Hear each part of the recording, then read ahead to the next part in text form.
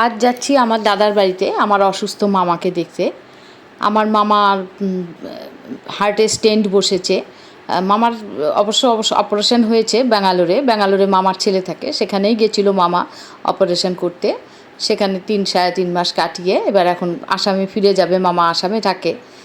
আর মামা ফিরে যাওয়ার আগে আমার দাদার এখানে উঠেছে ব্যাঙ্গালোর থেকে এসে। মামা অবশ্য এখানে এলে দাদার এখানেই ওঠে।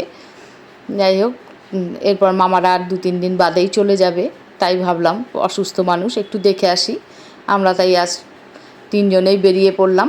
আর দাদার বাড়ি যাওয়া মানে সকাল সকালই বেরিয়ে পড়তে হয়, কারণ প্রায় 2 ঘন্টার মতো সময় লেগে যায়। আর আজকে দেখো আমরা যাচ্ছি বৃষ্টির দিন, এই যে শালকিয়াতে প্রচণ্ড জল, রাস্তায় জলের ওপর দিয়ে গাড়ি চলছে।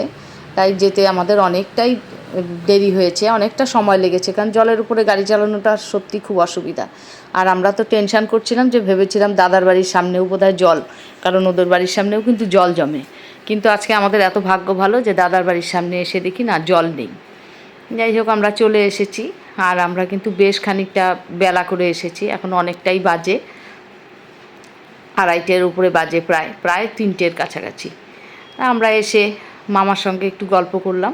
মামা অনেকক্ষণ গল্প করলো আমাদের সঙ্গে, কেমন করে অপারেশন হয়েছে, কি হয়েছে না হয়েছে। যাই হোক, মামার সাথে গল্প করতে করতে তো দুপুর গড়িয়ে গেছে, এখন তো খাওয়া দাওয়ার সময়।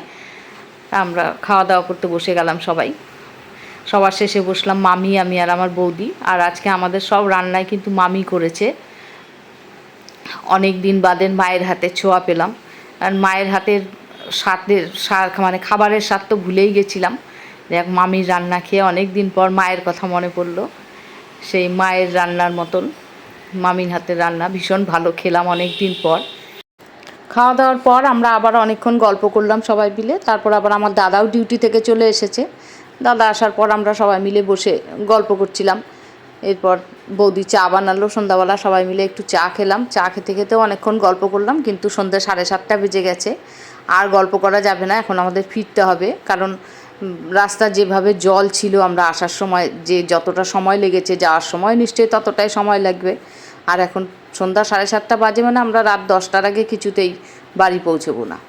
সেই জন্য আমরা রওনা দিয়ে দিলাম। আর এদিকে আমার ভাইজির পড়া আছে, ভাইজিও আমাদের সঙ্গে একসাথে বেরিয়ে পড়লো, ওরও টিউশন যাবে। যাই হোক, সবাইকে টাটা করে আমরা এখন রওনা দিয়ে দিলাম। অনেক দিন পর পরিবারের সঙ্গে একটা সময় কাটানো, আর সারাটা দিন বেশ ভালোই কাটলো। আর পরিবারের সঙ্গে, আপনজনদের সঙ্গে সময় কাটাতে তো অবশ্যই ভালো লাগে। যাই হোক, একটা সুন্দর দিন কাটিয়ে এখন ফিরছি বাড়ির দিকে।